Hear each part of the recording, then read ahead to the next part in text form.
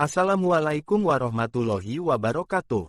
Berjumpa kembali bersama Pak Nasuha, dalam channel kebanggaan kita, Nasuka Edu. Kali ini kita akan belajar mata pelajaran PAI kelas 10, dalam tema, menjauhi pergaulan bebas dan perbuatan zina. Untuk melindungi harkat dan martabat manusia, sebelum kita membahas, Pak Nasuha ingin menyampaikan tujuan pembelajaran tema ini. Setelah mempelajari materi ini, peserta didik mampu, 1.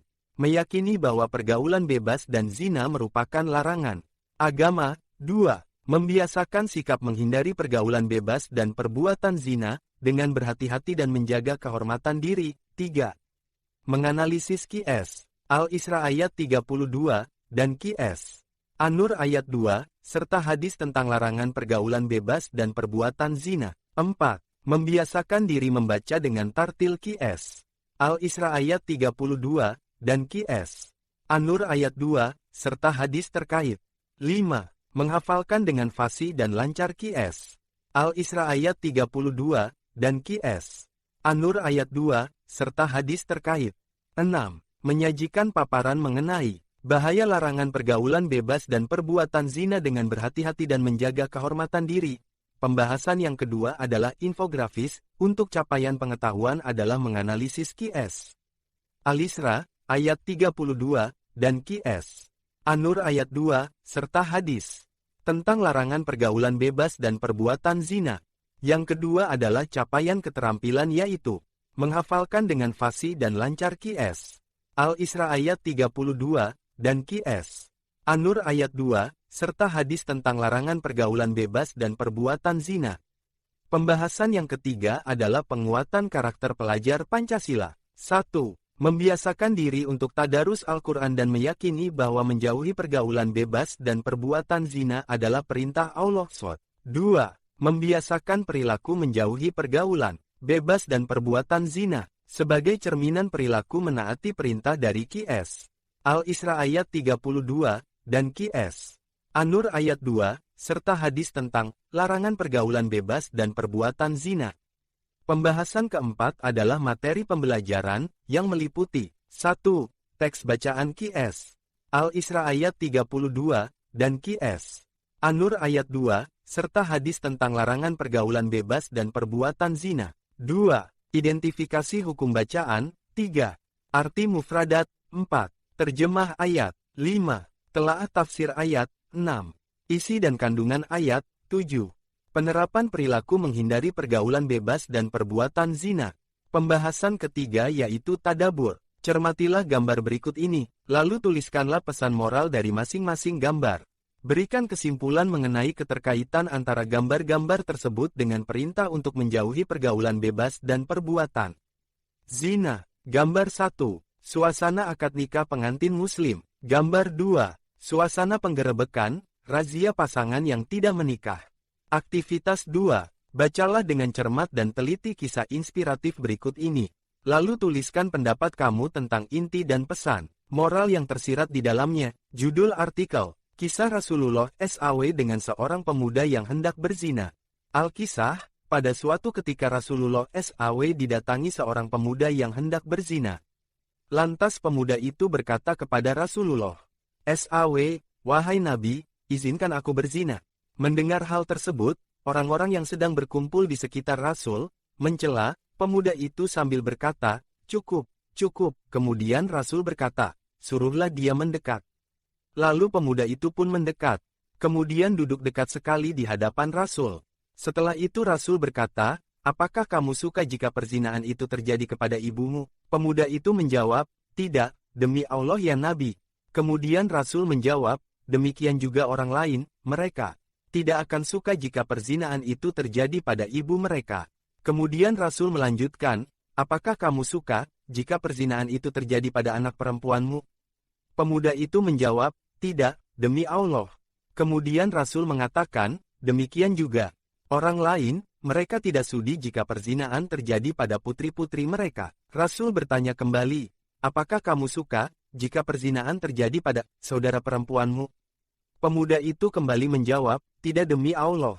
Rasul pun melanjutkan, "Demikian juga orang lain, Mereka tidak suka jika perzinahan itu terjadi kepada saudara-saudara perempuan mereka. Rasul melanjutkan pertanyaannya kembali. Apakah kamu suka jika perzinahan? Rasul melanjutkan pertanyaannya kembali. Apakah kamu suka jika perzinahan itu terjadi kepada bibi dari pihak ayahmu? Pemuda itu menjawab, demi Allah, tidak ya Nabi. Kemudian Rasul berkata, demikian juga orang lain, mereka tidak suka jika perzinahan itu terjadi kepada bibi mereka. Akhirnya Rasulullah meletakkan tangannya di tubuh pemuda tersebut, kemudian berdoa, ya Allah, ampunilah dosanya, sucikanlah hatinya dan peliharalah kemaluannya. Dan setelah peristiwa tersebut, pemuda itu tidak lagi terpikir untuk melakukan perbuatan zina dan tumbuh menjadi pemuda yang jujur, bertanggung jawab dan takut bermaksiat kepada Allah. Hadis riwayat Ahmad, nomor 22.211, pembahasan yang keempat.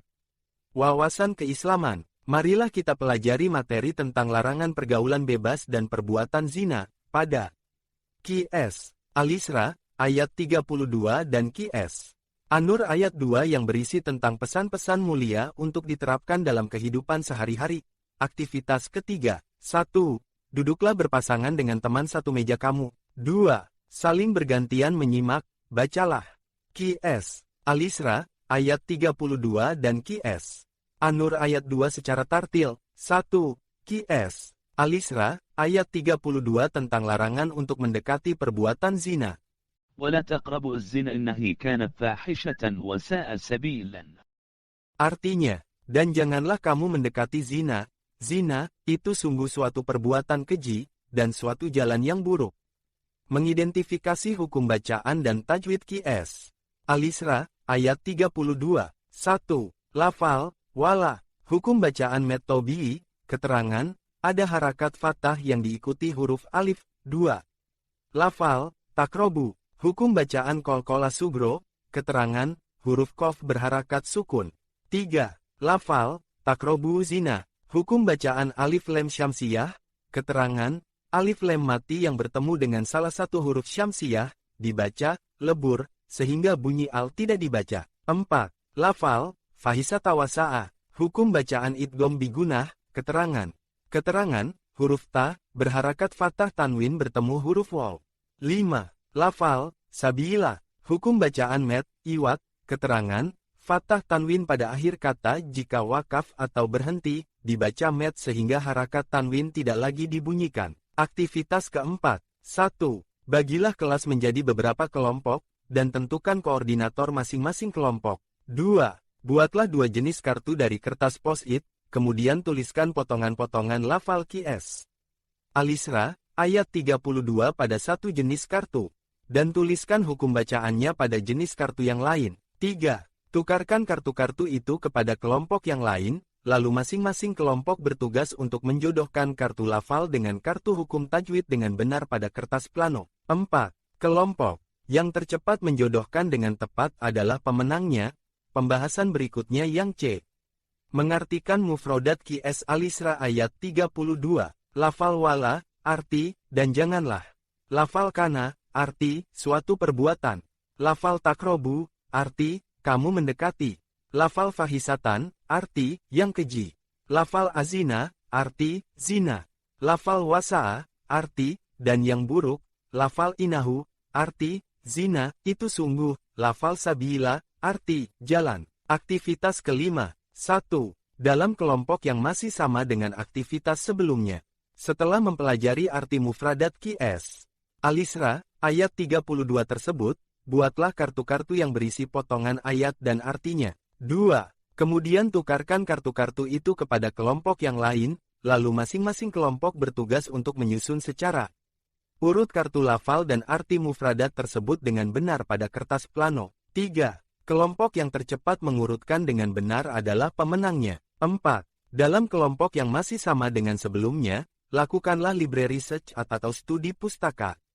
Dengan membaca dan menelaah kitab Tafsir Al-Misbah, Tafsir Al-Maragi, Tafsir Ibnu Katsir atau Tafsir Jalalain. 5. Bandingkan dan lakukan analisis terhadap kitab-kitab tersebut, mengenai tafsir terhadap Qs.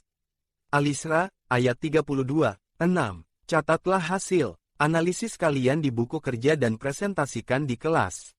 Pembahasan yang D, menerjemahkan Qs. Al-Isra, ayat 32. Dan janganlah kamu mendekati zina. Zina, itu sungguh suatu perbuatan keji, dan suatu jalan yang buruk. Pembahasan yang E, menelaah tafsir Qs. Al-Isra, ayat 32. 1. Pengertian perbuatan zina. Zina secara bahasa berasal dari kata zana yasni, yaitu hubungan badan antara laki-laki dan perempuan yang sudah baligh, tanpa adanya ikatan pernikahan yang sah. Sesuai dengan tuntunan agama Islam, zina secara harfiah berarti farisah yaitu perbuatan keji, dan zina secara istilah adalah hubungan selayaknya suami istri yang dilakukan oleh seorang perempuan dan laki-laki yang tidak terikat dalam hubungan pernikahan, baik itu dilakukan oleh salah satu atau keduanya yang sudah menikah, ataupun belum menikah sama sekali. Menurut pasal 284 Kitab Undang-Undang Hukum Pidana, KUHP, zina adalah hubungan badan yang dilakukan oleh seorang laki-laki dan perempuan yang bukan istri atau suaminya. 2. Hukum perbuatan zina. Para ulama telah bersepakat bahwa hukum perbuatan zina adalah haram. Dalam Qs. Al-Isra, ayat 32, terkandung larangan untuk tidak mendekati perbuatan zina. Kata, jangan mendekati, seperti ayat tersebut, merupakan larangan mendekati sesuatu yang dapat merangsang jiwa dan nafsu untuk melakukannya. Dengan demikian, larangan mendekati zina mengandung peringatan agar tidak terjerumus dalam sesuatu yang berpotensi mengantarkan kepada langkah untuk melakukannya, sebagaimana sebuah perumpamaan, barang siapa yang berada di sekeliling suatu jurang, ia dikhawatirkan akan terjerembab ke dalamnya. Demikian juga dengan mendekati perbuatan zina, dikhawatirkan akan membawa seseorang benar-benar melakukannya. Adapun terhadap perilaku selain perbuatan zina yang tidak memiliki rangsangan yang kuat untuk melakukannya, maka biasanya larangan tersebut langsung tertuju kepada perilaku itu, bukanlah larangan mendekatinya. 3. Hukuman bagi pelaku perbuatan zina. Hukuman bagi pelaku perbuatan zina terbagi menjadi dua macam, tergantung pada status atau keadaan pelakunya. Apakah pelaku perbuatan zina itu sudah berkeluarga, zina muhsan, atau belum berkeluarga? Zina, gairu muhsan, maka akan membedakan jenis hukuman yang diberlakukan kepadanya, yaitu A. Hukuman untuk perbuatan zina muhsan, sebagaimana dijelaskan sebelumnya, bahwa zina muhsan adalah perbuatan zina yang dilakukan oleh laki-laki dan perempuan yang sama-sama sudah menikah. Hukuman untuk pelaku zina muhsan adalah 1. Hukuman dera atau dicambuk sebanyak 100 kali. 2. Hukuman rajam yaitu hukuman mati dengan cara dilempari batu atau sejenisnya. B. Hukuman untuk perbuatan zina gairu muhsan. Zina gairu muhsan adalah perbuatan zina yang dilakukan oleh perempuan dan laki-laki yang belum menikah. Adapun hukuman untuk pelaku zina gairu muhsan adalah 1.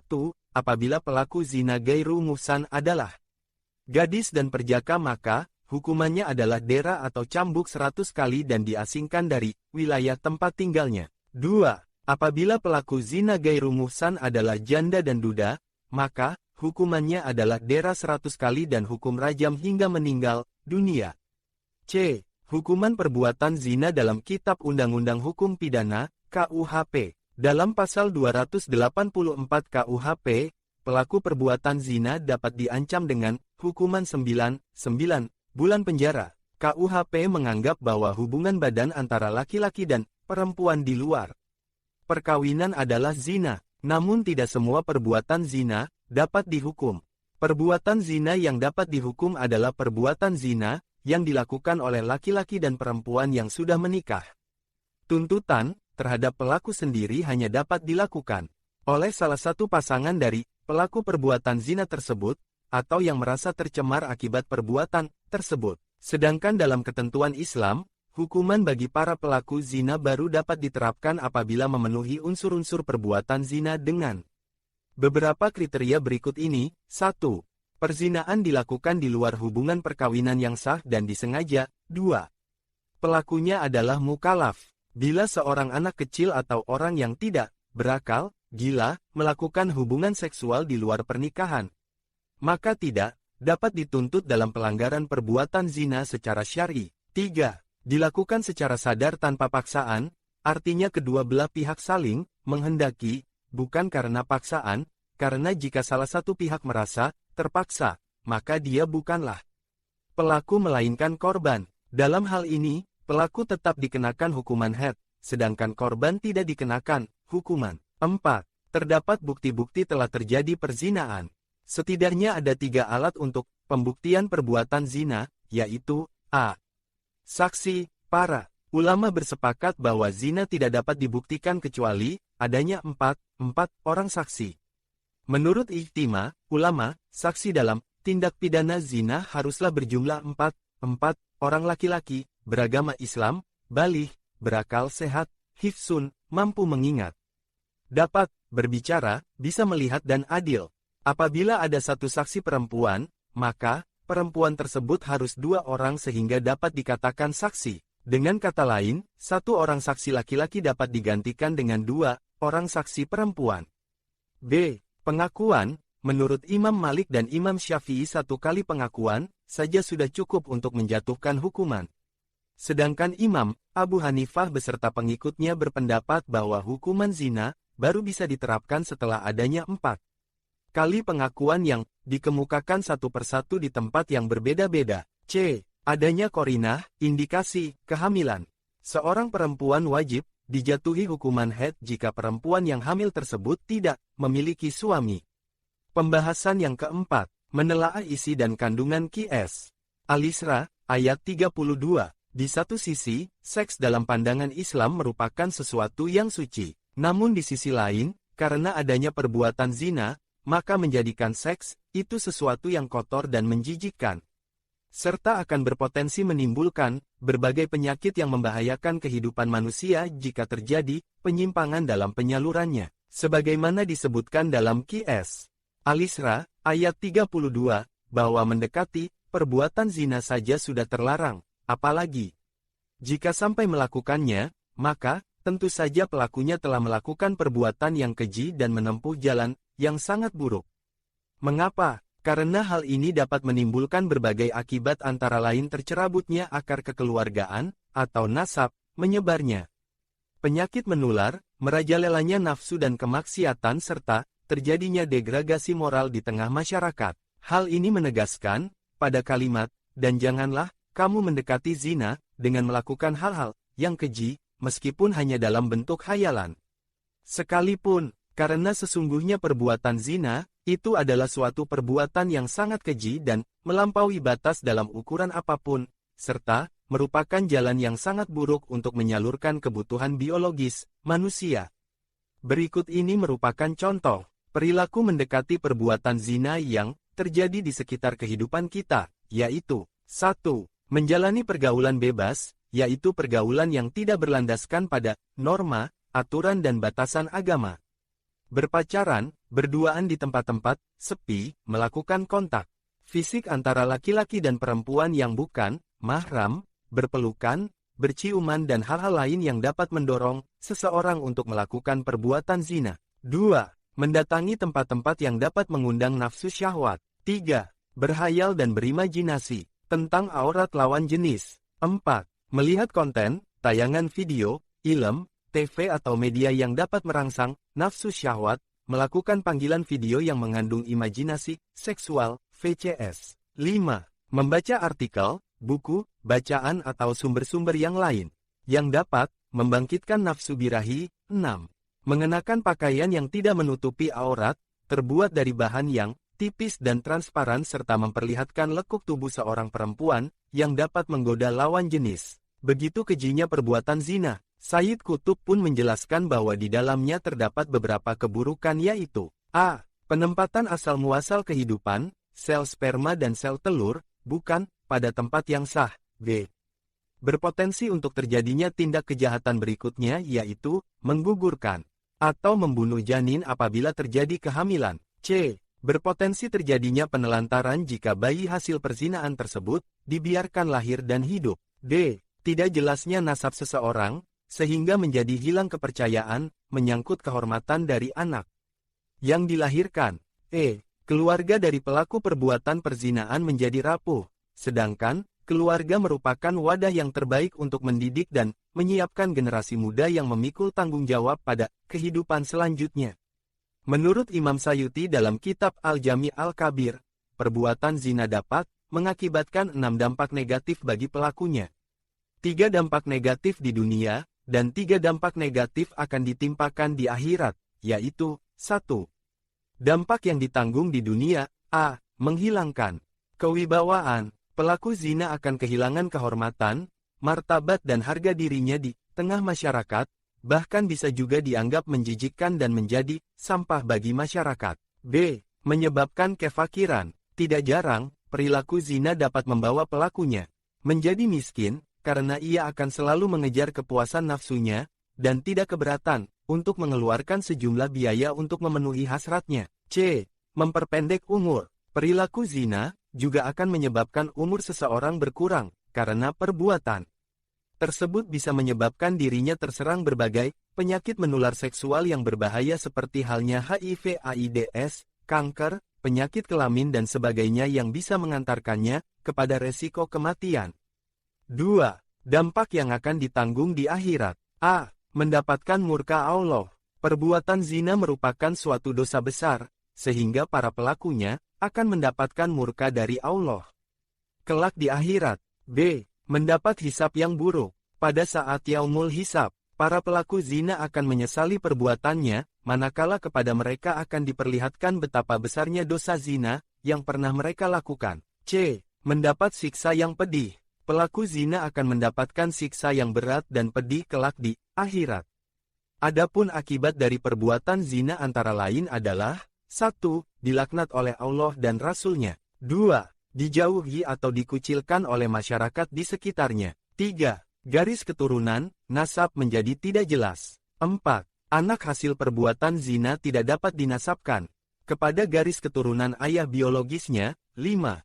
Anak hasil perbuatan zina tidak dapat menuntut warisan dari ayahnya. 6. Apabila anak hasil perbuatan zina berjenis kelamin perempuan, maka akan mendatangkan persoalan perwalian pada saat pernikahannya. Ketika Rasulullah melaksanakan perjalanan Isra, Miraj, dengan didampingi oleh malaikat Jibril, beliau diperlihatkan pada sekelompok orang, yang di hadapannya disediakan daging segar, tetapi mereka lebih memilih untuk memakan daging yang busuk. Lalu malaikat Jibril menjelaskan bahwa, itulah siksaan dan kehinaan bagi orang yang melakukan zina dan perselingkuhan. Mereka memilih berselingkuh seolah memakan daging yang busuk, sedangkan mereka telah memiliki suami atau istri yang halal dan sah. Sedemikian buruknya perbuatan zina, Rasulullah bahkan pernah bersabda apabila seseorang melakukan zina, maka iman telah lepas dari dirinya sebagaimana hadis berikut ini. Qala Rasulullah iza zanal, abdu horoja minhul iman fakana faukorosihi.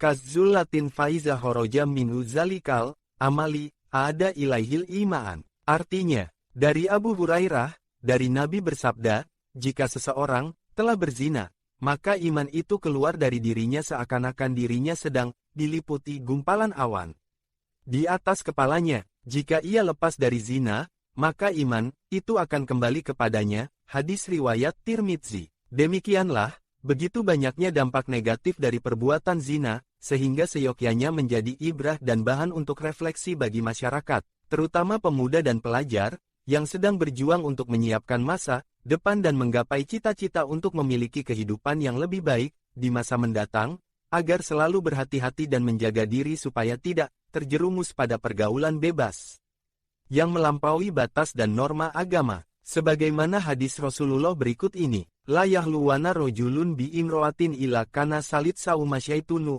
artinya, tidaklah seorang laki-laki berholwat dengan seorang wanita, melainkan yang ketiga dari mereka adalah setan. Hadis riwayat At-Tirmidzi.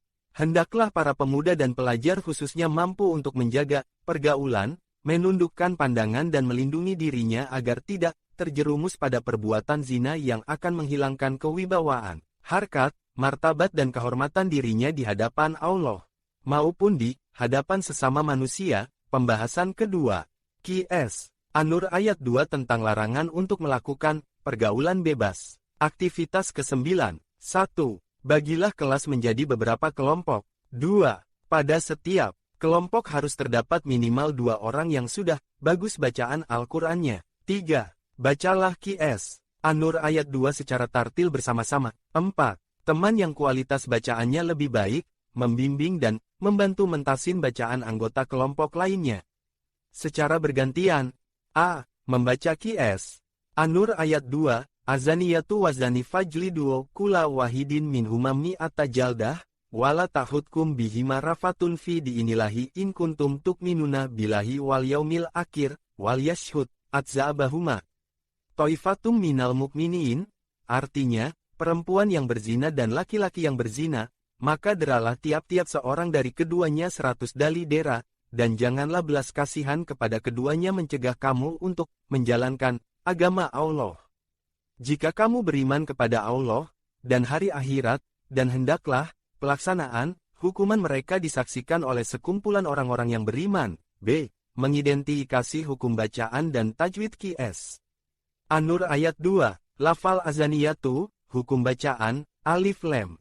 Syamsiyah, keterangan, Alif Lam mati yang bertemu dengan salah satu huruf Syamsiyah, dibaca lebur, idgham sehingga bunyi al tidak dibaca. Lafal Fajlidu, hukum bacaan, Qalqalah Sugro, keterangan, ada huruf jim berharakat sukun. Lafal Wahidi minhuma, hukum bacaan, idgham bigunah, keterangan, ada huruf dal berharakat kasroh tanwin bertemu huruf mim. Lafal minhuma, hukum bacaan, Ishar halki, keterangan, ada huruf nun berharakat sukun bertemu huruf ha. Lafal tahutkum bihima, hukum bacaan, Ihfa, syafawi, keterangan, ada huruf mim berharakat sukun bertemu huruf ba. 6. Lafal rokfatun fi diidenilah, hukum bacaan, Ihfa, hakiki, keterangan, ada huruf ta berharakat damah tanwin bertemu huruf fa. 7. Lafal wal yaumil akhiri, hukum bacaan, Alif Lam Qomariyah, keterangan, huruf Alif Lam bertemu dengan salah satu huruf Qomariyah, cirinya huruf Alif Lam terdapat harakat sukun, setelah al tidak terdapat harakat tasydid dan huruf al. 8. Lafal al-mukminina, hukum bacaan, Madarid li sukun, keterangan, ada huruf mad yang bertemu dengan sukun dan atau harus berhenti atau wakaf pada akhir ayat. C. Mengartikan mufradat QS. An-Nur ayat 2, Lafal Azaniyatu, arti, pezina perempuan, Lafal rokfatun fi diinilah, arti, mencegah kamu untuk menjalankan agama hukum Allah. Lafal wazani, arti, dan pezina laki-laki, Lafal fajlidu, arti, deralah. Lafal kullawahidin, arti, masing masing, lafal minhuma, arti, dari keduanya. Lafal miatajaldatin, arti, 100 kali, lafal wala tahutkum, arti, dan janganlah rasa belas kasihan kepada keduanya. Lafal in kuntum, arti, jika kamu. Lafal tukminuna bilah, arti, beriman kepada Allah. Lafal wal yaumil akhiri, arti, dan hari kemudian. Lafal wal yashhad, atzabahuma, arti, dan hendaklah disaksikan pelaksanaan hukuman mereka. Lafal toifatun, arti, oleh sebagian. Lafal minal mukminina, arti, orang-orang yang beriman. Aktivitas 10. 5. Dalam kelompok yang masih sama dengan aktivitas sebelumnya, setelah mempelajari hukum bacaan dan arti mufradat QS, An-Nur ayat 2 tersebut, buatlah tabel pada kertas plano yang berisi A. Potongan ayat dan hukum bacaannya yang disusun acak untuk kelompok ganjil. B. Potongan ayat dan artinya yang disusun acak untuk kelompok genap. 6. Kemudian, tukarkan tabel tersebut kepada kelompok lain, lalu, masing-masing kelompok bertugas untuk menjodohkan dengan cara menarik garis lurus secara antara lafal dengan arti mufradat, antara lafal dengan hukum bacaan tersebut dengan benar. D. Menerjemahkan QS. An-Nur ayat 2. Pezina perempuan dan pezina laki-laki, deralah masing-masing dari keduanya 100 kali, dan janganlah rasa belas kasihan kepada keduanya, mencegah kamu untuk menjalankan agama, hukum Allah, jika kamu beriman. E. Menelaah tafsir QS. An-Nur ayat 2. 1. Definisi pergaulan bebas. Dari segi bahasa, pergaulan adalah proses bergaul, sedangkan bebas adalah lepas sama sekali, tidak terhalang, terganggu dan terbatasi sehingga boleh bergerak, berbicara, berbuat dan sebagainya secara leluasa. Dapat diartikan bahwa pergaulan bebas adalah Tindakan atau sikap yang dilakukan oleh individu atau kelompok dengan tidak terkontrol dan dibatasi oleh aturan-aturan dan norma yang berlaku di masyarakat. Dalam praktik kehidupan sehari-hari, pergaulan bebas identik dengan perilaku yang dapat merusak tatanan nilai dalam masyarakat. Kartono, seorang ilmuwan sosiologi, menjelaskan bahwa pergaulan bebas merupakan gejala patologis sosial pada remaja yang menyimpang. Dengan demikian dapat ditarik kesimpulan bahwa pergaulan bebas adalah interaksi individu atau kelompok yang bertentangan dengan norma yang berlaku di masyarakat sehingga menyebabkan rusaknya citra pribadi ataupun lingkungan di mana peristiwa itu terjadi. 2. Bentuk pergaulan bebas. Contoh bentuk pergaulan bebas yang terjadi di sekitar kita, yaitu praktik seks bebas, perbuatan zina. Seks bebas adalah perilaku keji yang dilarang agama Islam. Perbuatan seks bebas akan menjauhkan pelakunya dari jalan yang benar karena perbuatan ini akan berakibat merendahkan harkat dan martabat pelakunya di hadapan Allah SWT dan di hadapan manusia. Itulah sebabnya mengapa Allah melarang umat Islam untuk mendekati perbuatan zina, mengingat perbuatan ini dapat mendatangkan mudarat yang besar dalam kehidupan manusia. Dalam pandangan Islam, Qs. An-Nur ayat 2 mengandung penjelasan yang bersifat pasti. Karenanya, zina merupakan perbuatan kriminal, jarimah, yang dikategorikan hukuman hudud, yakni suatu jenis hukuman atas perbuatan maksiat yang menjadi hak Allah. Tidak ada seorang pun yang berhak memaafkan kemaksiatan zina tersebut, baik oleh penguasa atau pihak yang berkaitan dengannya. Berdasarkan Qs. An-Nur ayat 2, pelaku perzinaan, baik laki-laki maupun perempuan harus dihukum dera, dicambuk, sebanyak 100 kali. Namun, jika pelaku perzinaan itu sudah muhson, pernah menikah, sebagaimana ketentuan hadis Rasulullah, maka diterapkan hukuman rajam apabila kesalahan perbuatan zinanya terbukti sesuai dengan syarat-syarat yang ditetapkan oleh agama. Dalam eksekusinya pun, pihak yang berwenang diperintahkan untuk dapat berlaku tegas dan dilarang berbelas kasihan yang dapat menjadikan gagal dalam pelaksanaan hukuman terhadap mereka. Hal ini dimaksudkan agar ketegasan pelaksanaan hukuman tersebut menjadi pelajaran dan ibrah bagi orang lain untuk tidak menirunya, karena ancaman hukumannya demikian nyata. Terhadap ancaman hukuman yang begitu berat yang disebutkan dalam Qs. An-Nur ayat 2, yaitu ancaman hukuman dera sebanyak 100 kali, tersebut, maka proses penetapan hukuman dan vonis bersalah atas perbuatan zina pun sangat sulit, bahkan hampir-hampir mustahil terpenuhi, kecuali atas pengakuan yang bersangkutan, dan itu pun dengan syarat-syarat yang cukup ketat sebagaimana yang dibahas sebelumnya. Dalam konteks ini yang memiliki hak untuk menerapkan hukuman tersebut hanyalah khalifah, kepala negara, atau orang-orang yang ditugasi olehnya. Ketentuan ini berlaku bagi wilayah yang menerapkan syariat Islam sebagai hukum positif dalam suatu negara. Sebelum memutuskan hukuman bagi pelaku zina, maka ada 4 hal yang dapat dijadikan sebagai bukti, yaitu 1. Saksi, 2. Sumpah, 3. Pengakuan, dan 4. Dokumen atau bukti tulisan. Dalam kasus perzinaan, pembuktian perzinaan ada 2, yakni saksi, yang berjumlah 4 orang, dan pengakuan pelaku. Ancaman dan penjatuhan hukuman syariat Islam tersebut bukan hanya terhadap pelaku zina saja. Menuduh orang lain telah melakukan zina pun mendapatkan ancaman yang sama besarnya apabila tuduhan tersebut tidak terbukti. Dalam kitab-kitab fikih, menuduh orang lain berbuat zina disebut qadhf, yang definisinya sebagaimana diungkapkan oleh Syekh Muhammad bin Qasim dalam kitab Fathul Qorib, yaitu Faslun fi bayani ahkamil qadhafi wa huwa lugotan aromiyu wa syaran aromiyu bizina, ala jihatit takiri lituroja syahadata bizina. Artinya, pasal tentang penjelasan hukum qadhf. Secara bahasa qadhf berarti menuduh. Secara syariat bermakna menuduh berzina dengan tujuan untuk mempermalukan, agar keluar, terucap, pengakuan telah berzina. Dengan demikian, ketika seorang telah menuduh orang lain berzina, maka ia akan dimintai pertanggungjawaban atas tuduhan tersebut dengan wajib menghadirkan 4 orang saksi, 1 di antaranya adalah dirinya sendiri, yang semuanya memberikan kesaksian bahwa tertuduh telah berzina, dan melihat secara langsung tanpa terhalang oleh apapun. Kesaksian keempat, orang ini pun harus sama. Apabila penuduh tidak mampu menghadirkan saksi dengan ketentuan seperti tersebut di atas, maka keadaan justru terbalik, si penuduh akan diancam dengan hukuman het kodef, yakni dicambuk sebanyak 80 kali. Namun hukuman ini tidak berlaku apabila si penuduh adalah suami dari pihak tertuduh yang telah bersumpah lian, sumpah suami bahwa istrinya telah berzina dengan laki-laki lain. F. Menelaah isi dan kandungan Qs. An-Nur ayat 2, isi dan kandungan Qs. An-Nur ayat 2 sebagaimana. Pembahasan tersebut dengan demikian adalah 1.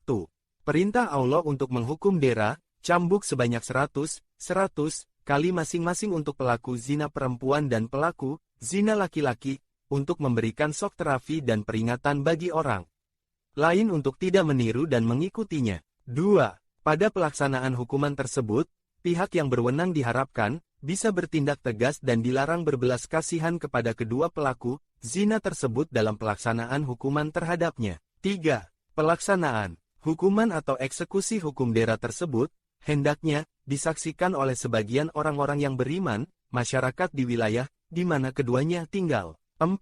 Penyebutan kata az-zaniyah, perempuan pezina lebih didahulukan daripada kata az-zani, laki-laki pezina, karena akibat dari perzinahan tersebut dapat nampak dengan jelas terlihat pada perempuan akibat kehamilan, jika sampai terjadi kehamilan, atau dampak negatif yang diakibatkan perzinahan lebih banyak ditanggung oleh perempuan daripada laki-laki. 5. Dalam aturan dan norma agama, perempuan apalagi seorang gadis, tidak dibenarkan untuk pergi ke tempat-tempat yang sepi kecuali dengan mahramnya. Berbeda dengan laki-laki yang dapat pergi kemana saja, sendirian. Karena apabila terjadi sesuatu, maka pihak perempuanlah yang paling dirugikan. Aktivitas ke-11. Carilah literatur atau berita, baik berupa artikel maupun video tentang dampak buruk dari pergaulan bebas dan zina. Lakukan kajian multi-sudut pandang, misalnya dampak pergaulan bebas dan zina dari sudut pandang, agama, kesehatan, sosial, psikologis, kemanusiaan dan sebagainya. Pahami dan cermati kemudian simpulkan pendapatmu. Presentasikan di depan kelas. G. Pembiasaan sikap. Begitu banyaknya dampak negatif yang ditimbulkan dari pergaulan bebas, patut kiranya menjadi perhatian bagi generasi muda dan pelajar khususnya, bahwa mereka seharusnya berjuang untuk menyiapkan masa depannya, dan hal tersebut akan dipertaruhkan apabila ia terjerumus pada pergaulan bebas dan zina. Maka dari itu, untuk menghindari pergaulan bebas dan perbuatan zina, sikap yang harus dilakukan dan dibiasakan dalam kehidupan sehari-hari adalah sebagai berikut. 1. Menjaga pergaulan yang sehat dan beretika. Semakin majunya perkembangan teknologi akan semakin mempermudah masyarakat terutama generasi muda untuk bergaul, bersosialisasi dan berkomunikasi satu dengan yang lain. Keberadaan perangkat smartphone, media sosial dan aplikasi-aplikasi yang ada di dalamnya semakin mendekatkan seseorang orang dengan orang lain di belahan dunia manapun. Jika hal ini tidak diikuti dengan pemahaman, kesadaran dan penerapan etika untuk berkomunikasi dan bergaul sesuai dengan norma-norma agama, maka sangat rentan mendorong seseorang untuk terjerumus pada pola pergaulan bebas yang semakin sulit untuk dikendalikan. 2. Menutup dan menjaga aurat, bagian tubuh yang harus terlindung dan tertutup dari pandangan orang lain disebut dengan aurat. Bagi perempuan, seluruh tubuh, kecuali bagian muka dan telapak tangan adalah aurat mereka.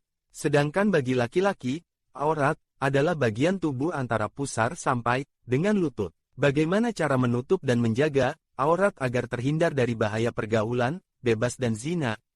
Agama memerintahkan kepada para perempuan untuk mengenakan pakaian yang dapat menutupi seluruh tubuhnya termasuk bagian dadanya. Dalam hal ini berarti pakaian yang menutupi aurat bagi wanita disunahkan yang terbuat dari bahan yang tidak transparan, tidak ketat atau longgar sehingga tidak memperlihatkan lekuk tubuh dan terhindar dari pandangan lawan jenis yang dapat mengundang nafsu syahwat mereka.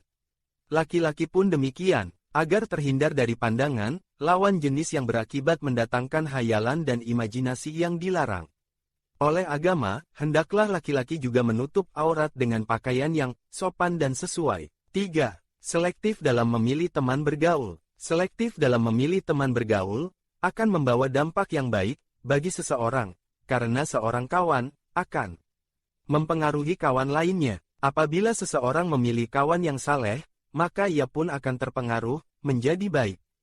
Dan apabila seseorang memilih kawan yang buruk, niscaya ia akan membawa keburukan juga baginya. Sabda Rasulullah berikut ini, An Abi Musa radhiyallahu anhu, Ani Nabi sallallahu alaihi wasallam, qala, inama matsalul jalisi asyolih wa matsalul jalisi suwi, kahamilil miski wa nafikil kiri, fahamilul miski. Ima ayuhdiyaka wa ima antapta'a minhu wa ima antajida minhu rihan toyibatan wa nafikul kiri, ima ayuhriko siya'abaka wa ima antajida rihan hobit satan. Rawahu Muslim, artinya, dari Abu Musa R.A., dari Nabi SAW. Bersabda, sesungguhnya, perumpamaan bergaul dengan orang solih dan orang jahat adalah seperti orang yang membawa minyak kasturi dan orang yang meniup api. Orang yang membawa minyak kasturi itu mungkin memberi padamu atau mungkin kamu membeli kepadanya atau mungkin kamu mendapatkan bau harum daripadanya.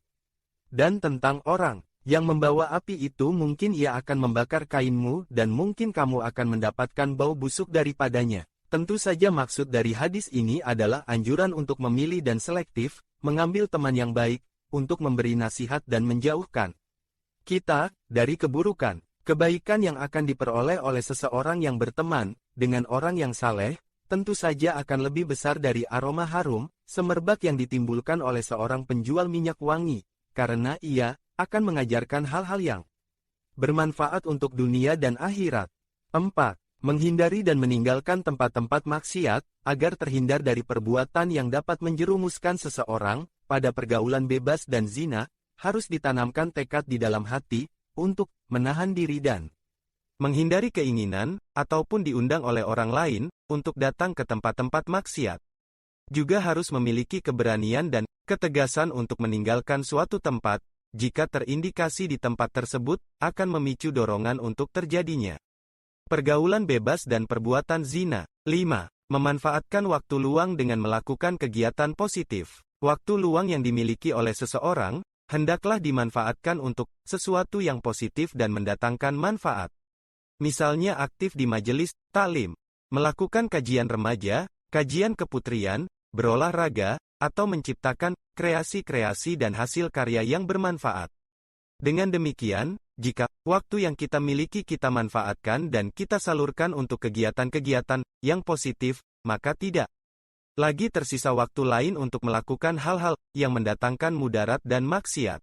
6. Mendekatkan diri dan memperbanyak zikir kepada Allah SWT. Agar terhindar dari pergaulan bebas dan perbuatan zina, seseorang harus sungguh-sungguh memohon perlindungan dari Allah dengan cara memperbaiki kuantitas dan kualitas ibadah, menjalankan salat wajib dan sunnah, memperbanyak membaca Al-Qur'an petik terbalik an, memperbanyak sedekah dan senantiasa mengingat ancaman dan dosa dari setiap perbuatan buruk yang kita lakukan selama di dunia, kelak akan dipertanggungjawabkan.